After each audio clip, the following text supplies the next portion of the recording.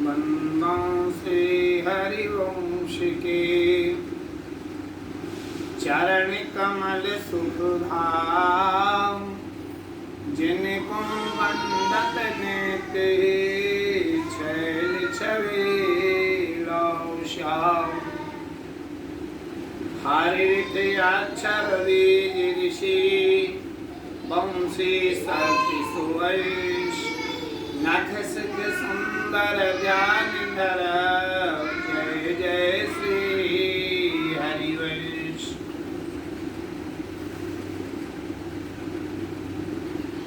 कल का भागवत मूर्ति जी ने रस के अनन्य माल में जिन रसकों का चरित्र वर्णन किया वो आपके लिए श्रवण कराया है। अब प्रिया दास जी शुक्ल ने राधा वल्लभ भक्तमाल में अनेक रसकों के आचार्यों के चरित्रों का वर्णन किया है। उनमें हरिवंश महाप्रभु जी के द्वितीय पुत्र हुए हैं श्री कृष्ण चंद्र जी महाराज। यह हरिवंश महाप्रभु जी के द्वितीय पुत्र थे। श्री कृष्ण चंद्र जी का जन्म महोत्सव माघ शुक्ला नवमी के दिन पड़ा करता है। ये बहुत प्रकांड विद्वान थे, लेकिन अपने आप के लिए सेवक वाणी की पंक्ति पर चला करते थे। प्रणति नीचे अपने पका है, आरो अपनी प्रभुता नहीं सा है। साधक अपने आप को तिनका से भी नीचा समझा करता है। अब प्रश्न ये उठता है, तिनका से नीचा क्या होता है? तिनका से नीचे तो पृथ्वी होती है, रज होती है। तो क्या साधक अपने आप को रज समझता है, मिट्टी समझता है, धूली समझता है? चैतन्य महाप्रभु जी ने मन शिक्षाष्टक में कहा है, तृणादपि सुनीचे नो। देखो एक बात है, जो रज है, धूली है, राजनीति शास्त्र में कहा गया है कि इसमें बदले की भावना बहुत तगड़ी रहती है। ये कहावत कहते हैं, पैर की ठोकर खाने पर धूल भी सर पर चढ़ जाया करती है, ऐसा कहा जाता है। इसलिए साधक यहाँ अपने आप को उस रज से भी नीचे जो ठोस पृथ्वी है, ठोस पृथ्वी यहाँ विशेषता है, पृथ्वी पर कोई थूकता है, कोई पत्थर मारता है, कभी भी पृथ्वी किसी से लड़ने के लिए नहीं आया। तो ऐसा साधक के लिए होना आवश्यक है। कभी कभी क्या होता है, सत्संग के अभाव में हम बिना विचारे भी निर्णय ले लिया करते हैं। एक वर्षों की घटना है, एक वृंदावन के ही कोई महान भाव हमारे पास आए और उन्होंने कहा, हमारा कई जगह मिलकर के आ रहा हूँ, सभी के विचारों को ले रहा हूँ, आपके विचार लेना चाहते हैं। और एक कोई देवी जी की आधी अधूरी छोटी सी वीडियो उन्होंने हमको बताई। वो वीडियो में वह मदरा का खंडन करने के लिए जा रही थी, लेकिन पूरी बात सुन के उतने अंशों को ले लिया और बोले, इस पर आपका मैं भी थोड़ी देर के लिए विचलित हो गया। अरे हमने वही, ये क्या है? तो बोले, आप संत के विषय में क्या बोले, कैसे बोले, जो भागवत धर्म का प्रचार कर रहे हैं। तो ये सहनशीलता समझना, यद्यपि मैं उसके विषय में कोई ऐसे अगर बात नहीं कहा, क्योंकि उनके प्रति हमारी श्रद्धा है। वो संस्कृति के लिए, ब्रज संस्कृति के लिए, गायों के लिए बड़ा भारी सेवा कर रहे हैं। यहाँ पर उपासक के लिए बताया गया है। चैतन्य महाप्रभु ने कहा प्रणादपि समुच्चयेन, साधक अपने आप को तिनका से भी नीचा समझा करता है। श्री वृंदावन की रज में इनकी इतनी ज्यादा निष्ठा थी कृष्णचंद्र गोस्वामी जी महाराज की, ये कभी भी आसन लगा करके नहीं बैठा करते थे। और गाया करके यहाँ जो भजन होता है, समाज गायन होती है, उस समाज गायन में मस्त रहती थी।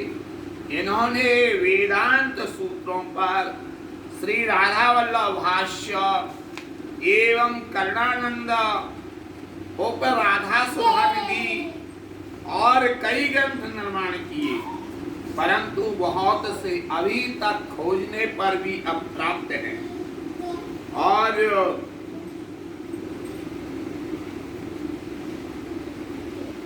ये जो है उप सुधानिधि मिल जाती है।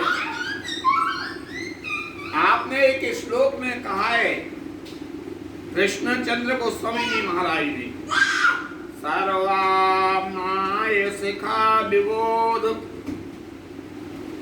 विवभ्यावृत्ता तर्कभ्रमयी ज्ञाता त्वं वद तत्पदार्थ मनने केषाञ्चिदं कर्मणा ब्रह्मा स्फूर्तिमुपेतु नास्तो रविदारोधास्पुराद्वाजुला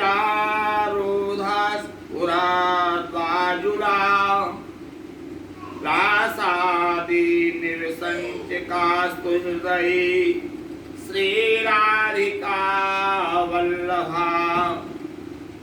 सब वेद और शास्त्र इत्यादि भ्रम के देने वाले हैं। भागवत में भी इस बात के लिए कहा है, केवल आपके चरण कमल के ही मन में मेरा चित्त रहे। ब्रह्म ज्ञान यमुना तीर की क्रीड़ा नहीं दिखा सकती है। मेरे हृदय में मेरा हृदय रूपी अट्टालिका पर विराजमान होकर हे राधा वल्लभ लाल जी महाराज प्रकाश करो, और ये वृंदावन का चिन्मय जो दिव्य तेज है वो समझ में आए। आप इसी तरह भावना में मग्न रहा करते थे।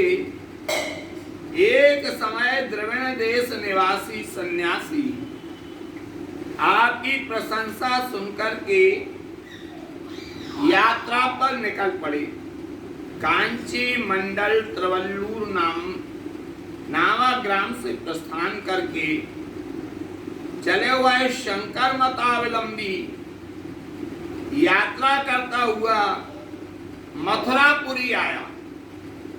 यहाँ के निवासियों को श्री कृष्ण चंद्र की उपासना करते हुए देख करके बड़ा आश्चर्ययुक्त हुआ, और उन्होंने ब्राह्मणों से पूछा, इस क्षेत्र में पूर्ण विद्वान वेद वेदांग जानने वाला कौन है? यदि कोई हो तो हम उनसे शास्त्रार्थ करना चाहते हैं। यह सुनकर के विप्रों ने कहा कि इस क्षेत्र के समीप में ही वृंदावन धाम है, और वहां राधा वल्लभी संप्रदाय आचार्य गोस्वामी हरिवंश महाप्रभु जी के द्वितीय पुत्र श्री कृष्णचंद्र महाप्रभु विराजमान होकर के धर्म का प्रचार कर रहे हैं। वही तुम्हारे प्रश्नों का उत्तर देकर के समाधान कर पाएंगे। दूसरा और कोई विद्वान नहीं है। वह ब्राह्मणों के वचन सुनकर के वृंदावन गया। उस समय कृष्णचंद्र गोस्वामी जी महाराज वैष्णवों को उपदेश दे रहे थे। महाप्रभु जी ने सम्मान करके आसन पर उनको बिठाला। कथा के समाप्त होने के पश्चात सन्यासी ने आपसे प्रश्न किया कि आप वेद वेदांत शास्त्रों के ज्ञाता होते हुए भी अविद्या कल्पित साकार उपासना में दत्त चित्त हैं। और इन्होंने मैत्रेय उपनिषद में लिखा है कि शुद्ध सत्व निराकारा सर्वव्याप्य निरंजना मायोद्भव कर्म रहिता स्वयं ब्रह्म सनातना। शुद्ध सत्व निर्लेप निराकार संसार में व्याप्त निर्विकार माया से रचे हुए प्रपंचों से रहे, यही सनातन ब्रह्म है।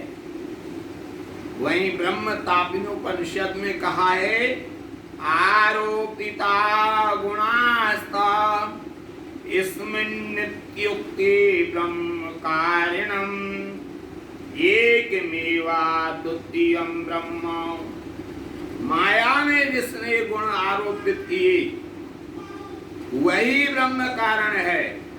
ब्रह्म एक होने से अद्वैत है। वहीं बौधायन सूत्र कहता है स्वरूप रहितम न रूपम द्रोहम ही प्रधानत्वादाह चैतन्य मात्रामिति। रूप रहित निराकार ब्रह्म ही तन मात्राओं शब्द स्पर्श रूप रसगंध का प्रधान कारण है। यह वाक्य सुनकर के कृष्णचंद्र महाप्रभु बोले कि परमात्मा निर्विकल्प सर्वगुण संपन्न मायोपाधि रहे तथा आदि कारण साकार स्वपी। उपनिषदों ने व्युत्पादन किया है। पुरुष सूक्त में लिखा है सहस्त्र शीर का पुरुका सहस्त्राक्षा सहस्त्र पाद, हजारों हाथ हजारों पांव हजारों आंखें उन पुरुष भगवान के हैं। फिर कोपिन को उपनिषद में लिखा है अंगुष्ठ मात्रम पुरुषो अनंतरात्मा सदा जनानां हृदय अपि तिष्ठति। अंगुष्ठ के बराबर पुरुष अनंत आत्मा से सदा जीवों के हृदय में स्थित रहता है। और कृष्णचंद्र गोस्वामी जी ने भगवत गीता के संदर्भ में कहा कि त्रैगुण्यो विषया वेदा निस्त्रैगुण्यो भवार्जुना। तीनों गुणों से लिपटे हुए वेद हैं। हे अर्जुन, तू त्रिगुण रहित हो अर्थात निर्गुण मैं हूँ, तू मेरी उपासना कर। और दूसरे यह कि समस्त वेश आपने धारण किया है, अभी आपने इस वेश को तब तो पाया नहीं। साकार निराकार किस तरह समझ सकते हैं, क्योंकि आपका अभी राग द्वेष तो छूटा ही नहीं है। श्रुति कोयम संन्यासम ब्रवती कथयति सा संन्यस्तो भवति। उसी को सन्यासी कहते हैं जिसने की विद्या हवन कर एकादश इंद्रियों को त्याग दिया। भगवत गीता में और कहा है अनाश्रतम कर्म फलम कार्यम कर्म करोति या सा सन्यासी च योगी च न निरग्नि न चाक्रिया। जो कुछ मिले उसी में अपना निर्वाह करना, जो कुछ कर्माधीन कर्म हो उन्हें करना। अश्वमेधम गवामेधम संन्यस्तम फलपैतृकम देवीरांच सुतोत्पत्ति कलौ पंच विवर्जिता। अश्वमेध यज्ञ, धेनुमेघ, संन्यास, फल पैतृक श्राद्ध आदि बातें कलयुग में निषेध बताई गई हैं। तुर्यातीत उपनिषद में लिखा है कि संन्यास इस प्रकार से होना चाहिए कि कृष्णा शिखा विनर मुक्तो ज्ञान दंड गृहोपपति असत कर्म यदा कुर्या त्वेद्रेणु दंड किमुच्यते। कृष्णारूपी शिखा को त्याग कर ज्ञान रूपी दंड धारण करे, और यदि दंड धारण करते हुए असत कर्म करे तो दंड धारण करना ही व्यर्थ है। मौनानिहा निलायामा दंडा वागदे चेतिसाम नहेते यस्य संत्यंग वेणु दृढ़ भवेद्यतिः। वाचा दंड भगवत नाम स्मरण के अतिरिक्त व्यथा वादाय वादन करे, देह दंड शीतोष्ण का सहन करना, सकाम कर्म त्यागना, मन का दंड मन को विषयों से रोकना, भोग विलास की तरफ चित्त ना जाने पाए, इस प्रकार आचरण करने वाला सन्यासी होता है। केवल कपड़ा रंगने तथा दंड धारण करने वाला सन्यासी नहीं हो सकता है। फिर भगवान ने स्वयं गीता में कहा, ना हम वेदेर न तपसा न दानेन न चेतया। नहीं ना वेद से मिलता, ना तप से, ना दान से, ना पूजा से, बस मैं नहीं होता हूँ। केवल मेरी जो अनन्य भक्ति है वही मुझे बस में कर सकती है। भक्ति योग के बिना कभी भी कर्म का विनाश नहीं हो सकता है। इस प्रकार भक्ति योग से मन बस में करना चाहिए। अविद्या को दूर करता मेरे बीच में प्रीति हो, और तभी देह योग से जीवन मरण मुक्त हो। इसमें भी श्री राधा कृष्ण की उपासना मुख्यतर बताई गई है। तया सहाचितो कृष्णा सेवितो मुक्ति दो भवेत् इत्युक्तं मुनिभिस्तस्मा दाराध्यो राधिया सह। श्री राधिका जी के साथ जो श्री कृष्णचंद्र की सेवा करे, यही सेवा मुक्ति के देने वाली है। फिर इनकी उपासना से रस इतना प्राप्त होने के लिए लग जाता है कि चारों मुक्ति यहाँ पर तुच्छ लगा करती है। चारों मुक्ति न चाहे प्रेमी लय सेवा को लेस। मुनियों ने इसी कारण से राधा नाम कहा, क्योंकि राधिका जी के सहित आराधना की गई है। वहीं रुद्र यामल तंत्र में भगवान शंकर ने पार्वती जी को बताया कि गौर तेजो विनायस्तु श्याम तेजा समर्चयेत् जपे द्वाध्यायते वापि सभवेत् पातकी शिवी। गौर तेज श्री राधा जी के बिना जो श्याम तेज श्री कृष्ण की सेवा करते हैं अथवा ध्यान करें, तो वह कैसा भी पवित्र क्यों ना हो, पातकी हो जाता है। यानी बिना राधा रानी की श्याम सुंदर की आराधना नहीं होती है। आवयोर्भेरा बुद्धिश्च या करोति नराधमा सा भवेद रौरवी कीटो यावश्चंद्र दिवाकरौ। हम दोनों में यानी राधा और कृष्ण में जो मनुष्यों में आदम नीच भेद बुद्धि करता है, वह जब तक सूर्य चंद्र रहते हैं तब तक रौरव नरक में जाता है, ऐसा कहा गया। सेवक जी महाराज इसीलिए कहते हैं क्षण एक कवहु न अंतर होई, प्राण सोए के देह हैं दोई, राधा संग बिना नहीं श्याम, श्याम बिना नहीं राधा नाम। क्षण क्षण प्रति आराधत रहीं, राधा नाम श्याम तब कहीं। राधेति रुचिरम नामो, रते नित्यम किशोर कहा, अनेक सापाति परितो रक्षता देवी राधिका। मनोहर नाम श्री राधिका जी नित्य श्री कृष्ण जिनका जाप किया करते हैं, प्रेमास्त्र पूर्णो हरि।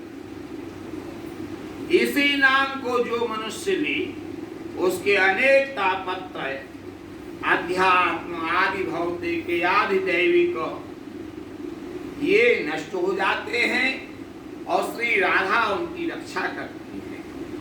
इस प्रकार की बातें सुनकर सन्यासी दंड इत्यादि फेंक करके श्री कृष्ण चंद्र जी महाराज के चरणों में गिर पड़े और इनसे दीक्षा ले रसिकता के रस का आस्वादन करने लग गए। कुछ दिन श्री वृंदावन में निवास कर श्री कृष्ण चंद्र जी महाराज देशाटन दिग्विजय के लिए चल दिए।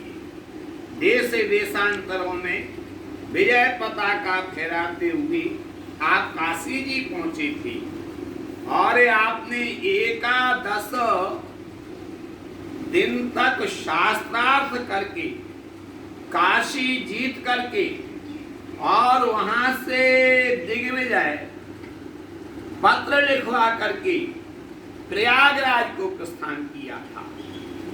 रास्ते में एक बूढ़े ब्राह्मण का वेश धारण करके श्री कृष्णचंद्र गोस्वामी जी को शंकर जी ने दर्शन दिया और दिग्विजय पत्र की भिक्षा मांगी।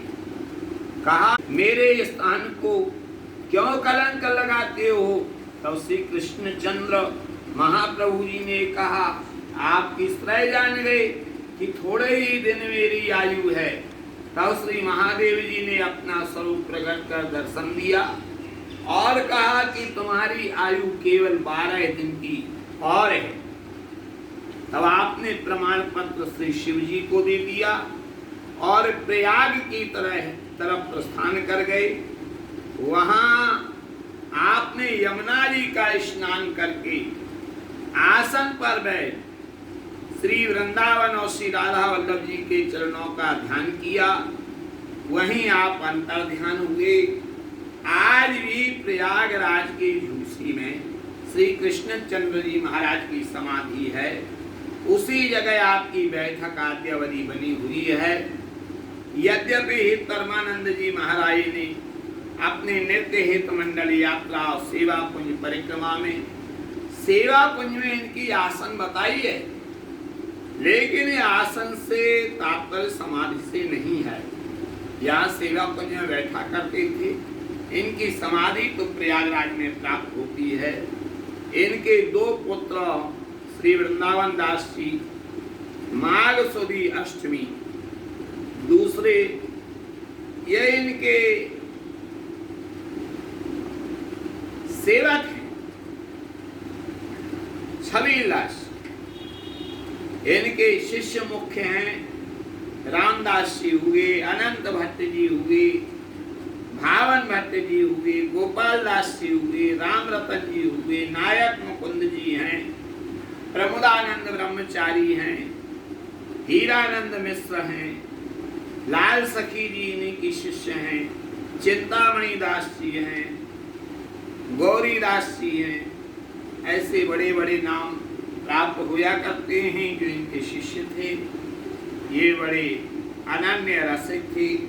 पहले आपको बता चुकी, वृंदावन की रज सर्वोपर है, इसलिए ये वृंदावन की रज में आसन लगा के नहीं बैठा करते थे। ये इनकी विशेषता थी।